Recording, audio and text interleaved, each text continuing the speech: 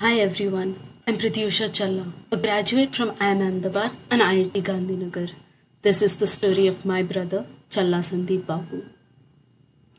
10th of December is one of my favorite days. It's my brother's birthday. But this year, he was unlike himself. Angry, frustrated, upset, and helpless. Just a few days back, he had been to Rajahmundry for his 498 case hearing, where the petitioner, my sister in law, was absent, and the judge simply gave another date of hearing. The only question the judge asked was, "Why don't you settle with her?" And as for a lawyer, he reprimanded us as to why we were in such a hurry. There are so many cases similar to ours, and that our case will easily go on for another 3 to 4 years. My heart further sank when I heard the horrifying tragedy of Atul Subhashji. My brother is an assistant professor in an engineering college in Hyderabad, and he married a girl from Rajahmundry on 11th February 2019. This was an arranged marriage, and we were acquainted to this alliance via a matrimonial website. The marriage lasted for merely 10 days and was not consummated since my sister-in-law was not interested.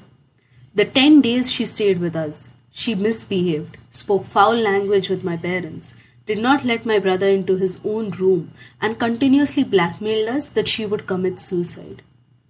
This marriage was clearly a plan of extortion by my sister-in-law, her sister, her brother, and her boyfriend. My sister-in-law's own elder sister has also executed a similar extortion plan with her in-laws. 10 days post the marriage, my sister-in-law left our home in Hyderabad on her own will. Almost instantly, she filed a 498 case against my brother, my parents, and me in Women's Police Station Rajahmundry. The FIR was immediately filed on the same day without any counseling as per Supreme Court guidelines, without any investigation, and without even our knowledge. Months later, the police came to our home for investigation in a private vehicle belonging to my sister-in-law. It has been 5 years since the incident, and till date, the trial for this case has not yet begun due to the petitioner being absent 95% of the time or the judge being on training. The last 5 years have been nothing less than traumatizing, with my parents' health rapidly declining, thinking and overthinking of all the false accusations. My brother requiring to travel 40 times from Hyderabad to Rajahmundry without any hope for justice and unable to start a family of his own, and me losing several professional opportunities due to a criminal case pending against me. I have had several questions in my mind over the last 5 years. What is my brother's fault? Doesn't he have the right to start his own family? Why are we being treated as criminals even before the court trial has begun? Why is it not mandatory for my sister-in-law to attend the court and submit the evidences she claims to have? My family, on the other hand, needs to travel 600 kilometers or pay a huge sum on absent petitions for every court hearing. Why are the court hearing dates so widely spread apart at a gap of 2 to 3 months? Why does it take 10 years to get justice on a false accusation on a marriage of 10 days?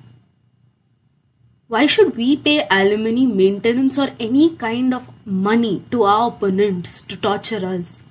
Why am I denied the right to hold my passport when my sister-in-law and her family can travel freely? I sincerely request Shri Narendra Modi ji, Srimati Draupadi Murmu ji, Shri Amit Shah ji, Honorable Justice Sanjeev Khanna ji, Revant Reddy garu, Chandrababu Naidu garu, Purandeshwari garu, that people are losing faith in marriage, and this will have catastrophic impact on our society. I humbly request for the following actions to be taken at the earliest. Please expedite the trial dates for 498 cases in the country, enable online video sessions or automation of date-giving systems if it helps. Impose penalties on petitioners not attending the court. Impose strict punishments for false accusations. Thorough investigation from the police before such cases are even filed. To all my brothers out there, I humbly request you to not think of how the society will judge us. Please do not lose hope.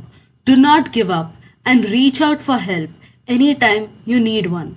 My sincere request is to not let Atul Subhash's sacrifice go futile. Pick up your phones and make a small video or post stating the atrocities you are facing against false 498 cases and let the world know that Atul Subhash was not the only one. Let us come together and fight for the right. Justice is due.